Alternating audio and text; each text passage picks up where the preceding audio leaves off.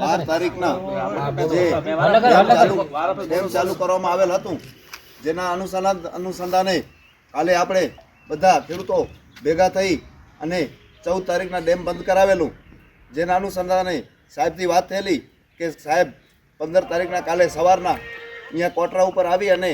અમને અમારા જે મુદ્દાઓ છે બધાએ સાંભળશે અને એનું યોગ્ય ઉકેલ લાવી અને પછી જ ડેમ ચાલુ કરશું એવું અમને કહેલું. પણ આજે અમે 15 તારીખના સવારના અહીંયા બધા ખેડૂતો આવી ગયા છીએ, છતાં કોઈ ઓફિસ દ્વારા કોઈ સાહેબ આવેલો નથી.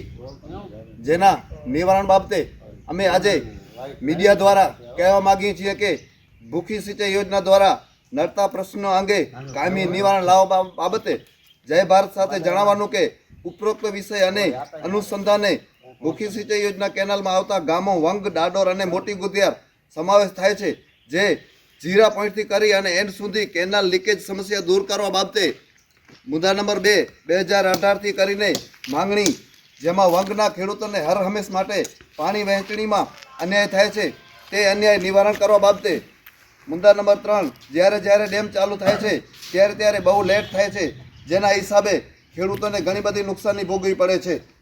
વંગ ગામના ખેડૂતોની એક જ માંગ છે કે 3 મંડળીના ખેડૂતોને સરખો પાણી મળે, જેમાં ઉપરના ખેડૂતો જેવા કે ધોરમનાથ સમિતિ, દાદોર સમિતિ 3 થી 4 પાણી મળે છે, જેમાં વંગના ખેડૂતોને 2 પાણી માટે ફાંફા મારવા પડે છે. તે સમસ્યાનું નિવારણ કરવા બાબતે હાલમાં ભૂખી સિંચાઈ યોજનામાં પાણી ચાલુ કરવા બાબતે વંગ મંડળી દ્વારા એક મિટિંગ કરવામાં આવેલ, જેમાં વંગ મંડળીના પ્રમુખ દ્વારા કહેવામાં આવેલ કે ઓફિસ દ્વારા અમને ડેમ ચાલુ કરવા દબાણ કરવામાં આવે છે, પરંતુ કેનાલની સફાઈ થયેલ નથી અને કેનાલ અને કૂવાનું સમારકામ થયેલ નથી, ને છતાં ડેમ ચાલુ કરવામાં આવેલ છે, જે ખેડૂતના હિતમાં નિર્ણય નથી. કે ખેડૂતોની એક જ માંગ છે કે જો આ તમામ પ્રશ્નનું નિવારણ ભૂખી સિંચાઈ ઓફિસ દ્વારા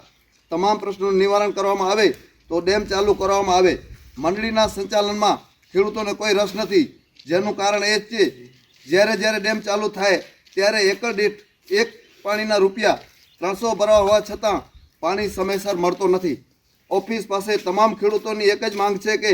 ડેમ ચાલુ થાય તો એક જ સાથે પાણી મૂકવામાં આવે અને પછી બીજી વખતે બાકી રહ્યા ગયા હોય ત્યાંથી ચાલુ કરવામાં આવે. ધોરિયા વહેંચણી પદ્ધતિમાં ખેડૂતોને કોઈ રસ નથી. આ મુદ્દાનું યોગ્ય નિવારણ થાય ત્યાં સુધી ડેમ ચાલુ કરવામાં આવે નહીં. જો તેમ કરવામાં મંડળી અને ઓફિસ દ્વારા આ નિર્ણયમાં આનાકાની કરવામાં આવશે તો આગળ ઓફિસમાં જઈ અને ન્યાય મેળવવા માટે ગાંધી ચિંધ્યા માર્ગે ઉગ્ર આંદોલન કરશું એવું ખેડૂતો ચીમકી આપી રહ્યા છે.